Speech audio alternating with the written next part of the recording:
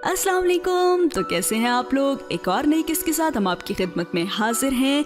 Novel बहुत ज्यादा interesting होता जा रहा है, हो रहा है ना? तो लाइक कर दें वीडियो को। और आज जाने जहां पेश करने जा रहा है मुसफ नॉवेल की किस्त नंबर 44। अगले सीन में वो फिर से बिल्किस के साथ उसी व्हीलचेयर पे उसी सड़क पे जा रही थी। वो तारकोल की सड़क पे आज फिर बिल्किस के साथ अपनी व्हीलचेयर पे जा रही थी। बाहर का मौसम उसकी तबीयत पे बहुत अच्छा असर डालता था। ये अलग बात थी कि उसकी माजूरी में रत्ती बराबर भी फर्क ना आया था। बिल्किस इधर उधर की बातें करती उसकी व्हीलचेयर धकेल रही थी। वो आज भी उसे नहीं सुन रही थी, बस खामोशी से मगर पुरसुकून निगाहों से दूर उफक को देख रही थी। आहिस्ता आहिस्ता ये ठहराव उसकी शख्सियत का हिस्सा बनता जा रहा था।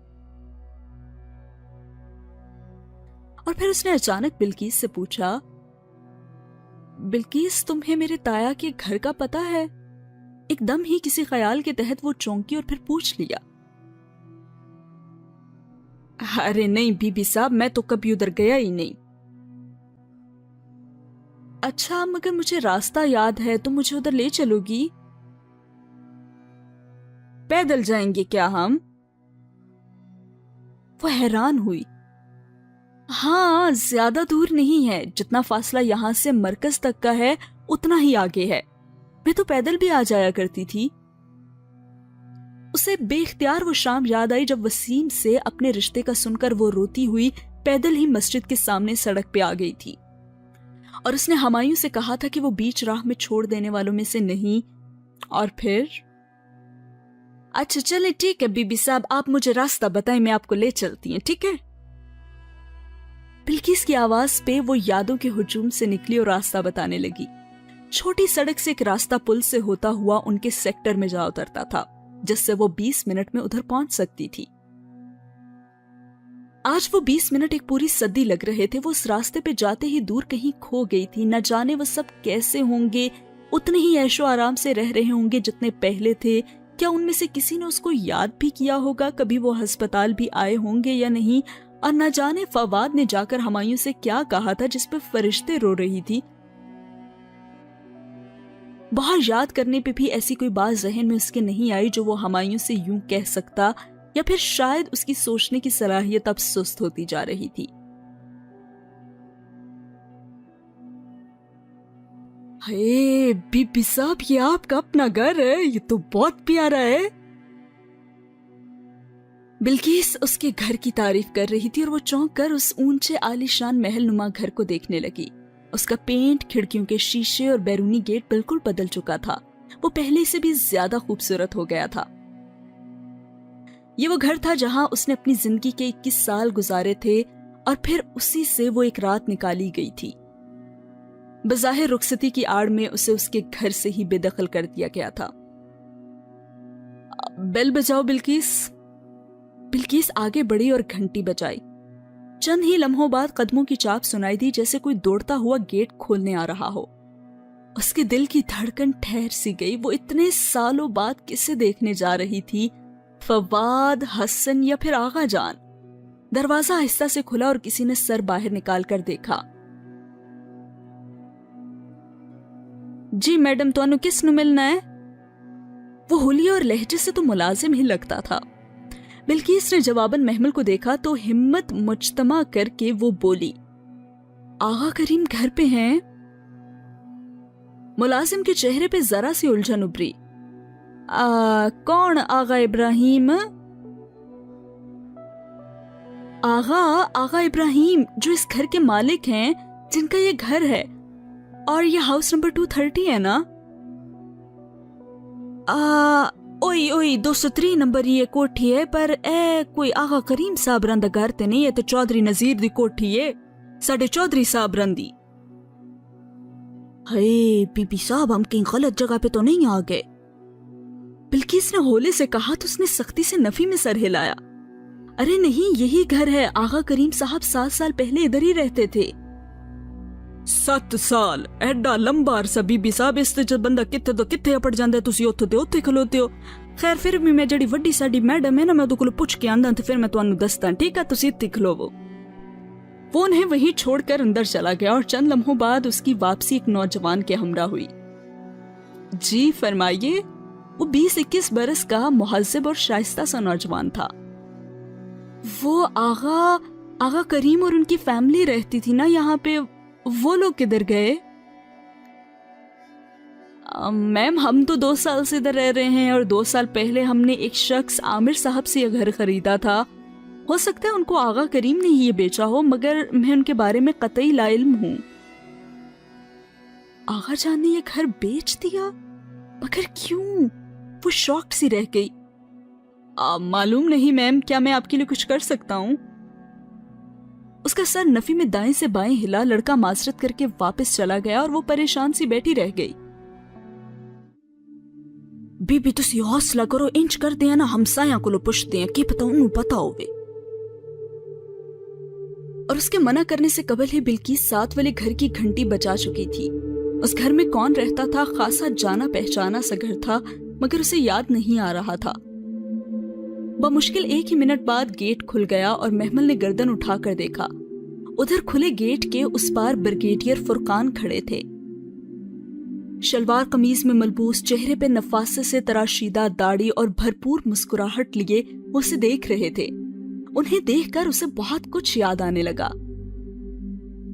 السلام علیکم لٹل گرل، میں کافی دیر سے آپ کو ٹیرس سے دیکھ رہا تھا، آئیے نا آپ اندر آ جائیں۔ انہوں نے گیٹ پورا کھول دیا اور ایک طرف کو ہٹ گئے۔ بلقیس اس کی ویل چیئر دھکیلتی اندر روش پہ لے آئی۔ ادھر آ جائیے۔ وہ لان میں گھاس پہ رکھی لان چیئرز کو جوڑنے لگے، یوں کہ ویل چیئر کی جگہ بن جائے۔ کیسی ہیں آپ؟ وہ اس کے سامنے والی کرسی پہ بیٹھے اور بہت شائستگی سے پوچھنے لگے۔ ان کا مخصوص لب و لہجہ اسی طرح بھاری تھا، البتہ سختی کی جگہ نرمی نے لے لی تھی۔ ٹھیک ہوں میں، الحمدللہ۔ وہ ذرا سا مسکرائی اور سر جھکا لیا، اور پھر کچھ سوچ سمجھ کر اسی جھکے سر کے ساتھ کہنے لگی، میرا کچھ سال پہلے ایکسیڈنٹ ہو گیا تھا تو میں جانتا ہوں، میں آپ کو دیکھنے ہسپتال آتا تھا۔ اس نے ہولے سے سر اٹھایا، سنہری آنکھوں میں حیرت اتر آئی تھی۔ اچھا، اور پھر اسے یاد آ گیا، ہاں مجھے نرس نے بتایا تو تھا، لیکن کیا وہ آپ تھے؟ جی ہاں، وہ دھیمے سے مسکرائے۔ آپ کی امانت نے میری زندگی بدل دی بیٹا۔ وہ بنا پلک جھپکے انہیں دیکھ رہی تھی۔ آپ کے دیے ہوئے پیمفلٹ میں نے 2 سال تک نہیں کھولے، اور پھر زندگی میں ایک موڑ ایسا آیا کہ ہر جگہ اندھیرا دکھنے لگا، تو نہ چاہتے ہوئے بھی میں نے ان کو کھول لیا۔ میرا خیال تھا اس میں کسی تنظیم کا لٹریچر ہوگا یا کسی سیاسی پارٹی کا منشور، مگر ان میں تو صرف قرآن کی آیات تھیں اور ان کا سادہ ترجمہ۔ میں پڑھتا گیا اور پھر سب بدل گیا اور سب ٹھیک ہو گیا۔ مختصر الفاظ میں انہوں نے ساری بات سمیٹ دی اور وہ چپ چاپ انہیں سنتی گئی۔ آپ کچھ عرصہ پہلے گھر شفٹ ہو گئی تھی، مجھے پتا چلا تھا۔ اب طبیعت کیسی ہے آپ کی؟ I'm fine۔ پھر لمحے بھر کے توقف کے بعد وہ بولی، آپ کو پتا ہے کہ آغا جان وغیرہ کدھر ہیں؟ انہوں نے گھر کیوں بیچ دیا؟ بیٹا جن دنوں وہ گئے تھے میں ملک سے باہر تھا، بس ملازم سے ہی تھوڑا بہت سنا کہ شاید تینوں بھائیوں نے جائیداد کا بٹوارا کیا ہے اور گھر بیچ کر رقم تقسیم کر کے الگ الگ جگہوں پہ شفٹ ہو گئے ہیں۔ آپ کے ایکسیڈنٹ کا بھی میرے ملازم نے ہی بتایا تھا۔ کب کی بات ہے یہ؟ کب بیچا انہوں نے گھر؟ تقریباً آپ کے ایکسیڈنٹ کے 1.5 سال بعد ہی۔ اس کے لب سکڑے اور پھر اس نے گہری سانس لی۔ آپ کو کوئی اندازہ ہے کہ وہ کہاں گئے ہیں؟ اب میں ان سے کدھر ملوں؟ نہیں بیٹا، اس بات کا تو مجھے بالکل بھی نہیں پتا۔ انہوں نے معذرت خواہانہ انداز میں سر نفی میں ہلایا۔ آپ کو تو پتا ہے کہ ہمارے کبھی اتنے اچھے تعلقات ہی نہیں تھے، لیکن ہاں آغا اسد کے بارے میں نے ایک دوست سے سنا تھا، وہ کلب میں آغا اسد کے ساتھ ہوتا تھا۔ ان کے الفاظ پہ وہ چونکی اور اس کا دل زور سے دھڑکا۔ کیا سنا تھا آپ نے؟ یہی کہ ان کو کینسر ہو گیا تھا اور پھر ان کی ڈیتھ ہو گئی تھی۔ کیا آپ کو نہیں پتا چلا؟ وہ سانس روکے ہکا بکا سی بیٹھی رہ گئی۔ اسی کے ساتھ بریگیڈیئر صاحب نے اسے تسلی دیتے ہوئے کہا, I'm very sorry محمل بیٹا, لیکن انکل یہ کب ہوا؟ مجھے تو کچھ بھی نہیں پتا. میں تو خود 7 سال ہسپتال کے بستر پہ تھی. غالباً 5 سال قبل ان کے گھر بیچنے کے 6 سے 7 ماہ بعد ہی ان کی ڈیتھ ہو گئی تھی. اور آپ کو پتا ہے ان کے بچے معاذ اور معیز وہ تو بہت چھوٹے تھے نا. معلوم نہیں, یتیم بچے تو پھر مجبوراً رشتہ داروں کے تسلط میں ہی رہتے ہیں نا. اللہ ان پہ رحم کرے بیٹا. اور وہ لفظ یتیم بچے محمل کے دل میں کھپ گیا. بہت پہلے پڑھی گئی آیت اس کے ذہن میں گونجی. ان لوگوں کو اس بات سے ڈرنا چاہیے کہ اگر وہ اپنے پیچھے کمزور یتیم اولاد چھوڑ جاتے. سورہ نساء آیت نمبر 9. یتیم بچے؟ اسد چچا کے بچے یتیم ہو گئے؟ آرزو، معاذ، معیز وہ ابھی تک بے یقین تھی. اور پھر کب وہ بریگیڈیئر فرقان کو خدا حافظ کہہ کر بلقیس کے ہمراہ باہر آئی, اسے کچھ پتا نہ چلا. دل و دماغ بس ایک ہی نقطے پہ منجمد ہو گئے تھے کہ اسد چچا کے بچے یتیم ہو گئے. بے اختیار اسے اس لاؤنج کا وہ منظر یاد آیا. صوفے پہ گری محمل اور اس کو تھپڑوں اور جوتوں سے مارتے اسد چچا اور غفران چچا. اور پھر اس نے سوچا کہ غفران چچا نہ جانے وہ کہاں ہوں گے, اور آغا جان سب کدھر چلے گئے. وہ لوگوں کو کدھر ڈھونڈے, اسے کچھ بھی سمجھ نہیں آ رہا تھا. مگر وہ ان کو ڈھونڈی کیوں رہی تھی؟ مگر وہ ان کو کیوں ڈھونڈنا چاہتی تھی؟ اس نے خود سے پوچھا, کیا وہ یہ دیکھنا چاہتی تھی کہ ان کو ان کے کیے کی سزا ملی یا نہیں؟ کہ آخر یہ تو قانون فطرت ہے کہ جو انسان کرتا ہے وہ اس کے سامنے آ کر رہتا ہے.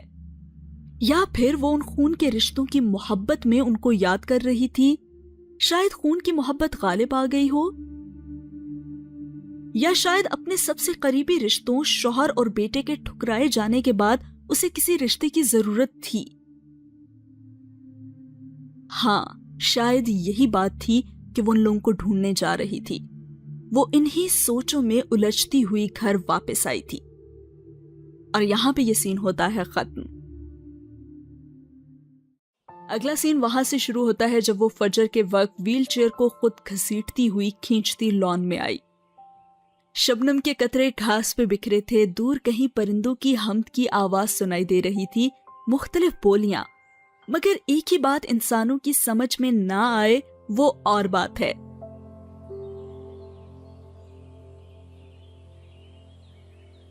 تبھی وہ آہستہ آہستہ ویل چیئر چلاتی دیوار کے ساتھ آگے بڑھنے لگی.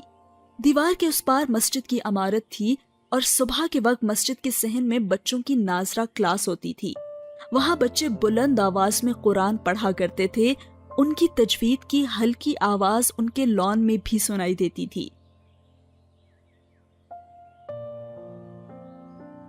وہ آواز آج بھی آ رہی تھی. وہ وہیں دیوار کے ساتھ ویل چیئر روکے کان لگا کر سننے لگی.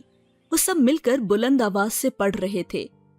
ترجمہ کچھ یوں تھا, اور داخل ہو جاؤ دروازے سے سجدہ کرتے ہوئے اور کہو حطاتن, ہم تمہارے گناہ بخش دیں گے اور ان قریب ہم احسان کرنے والوں کو زیادہ دیں گے. آج اس نے بہت عرصے بعد وہ آیت سنی تھی. بے اختیار وہ گود میں رکھے قرآن کے صفحے پلٹنے لگی. وہ بنی اسرائیل کے ہیکل میں داخل ہونے کا قصہ تھا. سورہ بقرہ کی 58 آیت. محمل کو کبھی یہ قصہ سمجھ میں نہیں آیا تھا. اب بھی وہ الجھ سی گئی اور وہ صفحہ نکالا. اس میں اس نے کوئی خاص نوٹس نہیں لکھے تھے. شاید پرانے رجسٹر میں ہوں جو الگ سے تھے. یہی سوچ کر اس نے اپنی ویل چیئر کا رخ موڑا اور وہ اندر چلی گئی. اسٹڈی میں ایک جگہ اس نے اپنے پرانے نوٹس رکھے ہوئے تھے. وہ انہی کو ڈھونڈنے اسٹڈی میں آئی. دروازہ اد کھلا تھا اور وہ اندر آ گئی. ہمایوں اس کی طرف پشت کیے ریک میں سے کوئی کتاب نکال رہا تھا. اس کی آہٹ پہ پلٹا, ایک نظر اسے دیکھا اور پھر واپس کام میں لگ گیا. اجنبیت, سرد مہری, بے حسی, مگر زیادہ دل جلائے بغیر وہ کمرے کے مطلوبہ حصے کی طرف بڑھ گئی. اس کے نوٹس وہیں رکھے تھے. گرد کی ایک تہہ ان پہ جمی تھی جیسے ان گزرے برسوں میں بس واجبی سی صفائی کی جاتی رہی ہو. ظاہر ہے اب فرشتے کیا کیا دیکھے. اس نے خود ہی سوچا کہ اسے کسی دن اسٹڈی کی صفائی کروانی چاہیے. وہ سوچتی ہوئی مطلوبہ رجسٹر ڈھونڈنے لگی. بغیر کسی دقت کے اسے وہ رجسٹر سامنے مل ہی گیا. اس پہ ہلکی سی گرد کی تہ جمی تھی. محمل نے وہ ترچھا کر کے چہرے کے سامنے کیا اور پھونک ماری. گرد اڑ کر دور بکھر گئی. اتنے میں ایک آواز اسے سنائی دی اور وہ یقیناً آواز ہمایوں کی تھی اور وہ کہہ رہا تھا میں تمہیں چھوڑنا چاہتا ہوں. ہمایوں بغیر کسی تمہید کے کھڑے کھڑے کتاب کے صفحے الٹ پلٹ کرتے ہوئے بولا تھا. لمحے بھر کو محمل کو لگا وہ دھول مٹی رجسٹر سے اڑ کر ہر طرف چھانے لگی ہے. اس نے بامشکل رخ موڑ کر اسے دیکھا اور وہ بے نیاز سا کتاب کے ورق پلٹ رہا تھا. اور میرا مطلب مکمل علیحدگی سے ہے. میں اب یہ رشتہ مزید نہیں نبھانا چاہتا، سو مجھے اپنے پیروں کی زنجیر کھولنے دو. اور سنی ہم دونوں کا بیٹا ہے اور وہ 7 سال کا ہو چکا ہے. اس کی کسٹڈی اسے خود ڈیسائیڈ کرنے دینا، ٹھیک ہے؟ دھول شاید اس کی آنکھوں میں بھی پڑ گئی تھی. وہ سرخ پڑنے لگی تھی. وہ لب کو چلتی اس کی بات سن رہی تھی.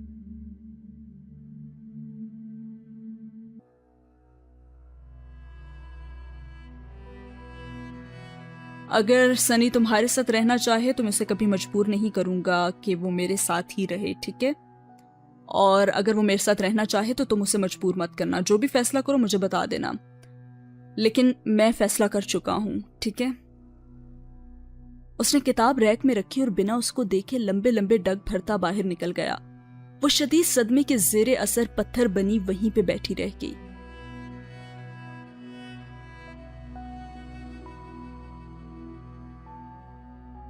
کیا ہمایوں اس طرح اسے اپنی زندگی سے دور کر سکتا ہے؟ اگر کرتا ہے تو کرنے دو، میں مر تو نہیں جاؤں گی اس کے بغیر. ایک دم اس نے سر جھٹکا. آنکھ آنسو بہاتی ہے اور دل غمگین ہے، مگر ہم زباں سے وہی کہیں گے جس پہ ہمارا رب راضی ہو. بے اختیار ہی وہ مدھم سی آواز اس کی سماعت سے ٹکرائی تھی. اس کے دل کو جیسے قرار سا آ گیا. آنکھ آنسو بہاتی ہے اور دل غمگین ہے، مگر ہم زباں سے وہی کہیں گے جس پہ ہمارا رب راضی ہو. بے اختیار ہی وہ مدھم سی آواز اس کی سماعت سے ٹکرائی تھی اور اس کے دل کو جیسے قرار سا آ گیا ہو. اس نے رجسٹر کھولا. نوٹس میں اس واقعے کے متعلق بس اتنا لکھا ہوا تھا کہ ہیکل میں داخلے سے قبل جب بنی اسرائیل کو کہا گیا کہ سواریوں پہ جھکتے ہوئے عاجزی سے ہتاتن یعنی بخشش کہتے ہوئے داخل ہو، تو وہ تمسخر اڑاتے ہوئے زبانیں مروڑ کے ہنتاتن ہنتاتن کہتے ہوئے دروازے سے داخل ہوئے. ہنتاتن کا مطلب ہوتا ہے گند. اس سے آگے صفحہ ختم تھا. اس نے ذہن سے تمام سوچوں کو جھٹک کر ان الفاظ پہ غور کیا اور پھر نئے سرے سے الجھ گئی. وہ واقعہ اسے بہت ہی عجیب سا لگ رہا تھا. بنی اسرائیل جیسی عقل مند قوم نے ایسا کیوں کیا؟ انہوں نے گند کس چیز کو کہا؟ جب ان کو سیدھے طریقے سے بتایا گیا تھا کہ وہ بخشش مانگے تو انہوں نے گند گند کیوں کہا؟ ایک طرف تو وہ اتنے ذہین تھے کہ ہتا تن سے ملتا جلتا لفظ ڈھونڈ لائے، اور دوسری طرف اس لفظ کو کہنے کا تو کوئی مطلب بنتا ہی نہیں تھا. تو آخر کیوں انہوں نے صحیح لفظ نہ بولا، ہنتا تن کیوں کہا؟ وہ سمجھ نہ پائی اور پھر قرآن بند کر کے اس نے رکھ دیا. دل اتنا خالی تھا کہ تفسیر کھول کر تفصیل پڑھنے کو بھی نہیں چاہا. کانوں میں ابھی تک ہمایوں کے الفاظ گونج رہے تھے. ایک آنسو اس کی آنکھ سے نکلا اور رخسار پہ پھسلتا چلا گیا. تو جس حال میں بھی رکھے میرے مالک، میں تجھ سے راضی. اور نہایت بے دردی سے اس نے ہتھیلی کی پشت سے آنسو رگڑ ڈالا تھا. اسی کے ساتھ یہ سین ہوا ختم.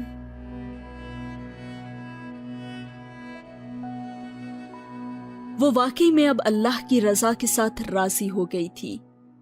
آنکھ آنسو بہاتی ہے اور دل غمگین ہے، مگر ہم زبان سے وہی کہیں گے جس پہ ہمارا رب راضی ہے. اے ابن آدم، ایک میری چاہت ہے، ایک تیری چاہت ہے، ہوگا وہی جو میری چاہت ہے. بس اگر تو نے سپرد کر دیا اپنے آپ کو اس کے جو میری چاہت ہے، تو وہ بھی میں تجھے دے دوں گا جو تیری چاہت ہے. اگر تو نے مخالفت کی اس کی جو میری چاہت ہے تو میں تھکا دوں گا تجھ کو اس میں جو تیری چاہت ہے، پھر وہی ہوگا جو میری چاہت ہے۔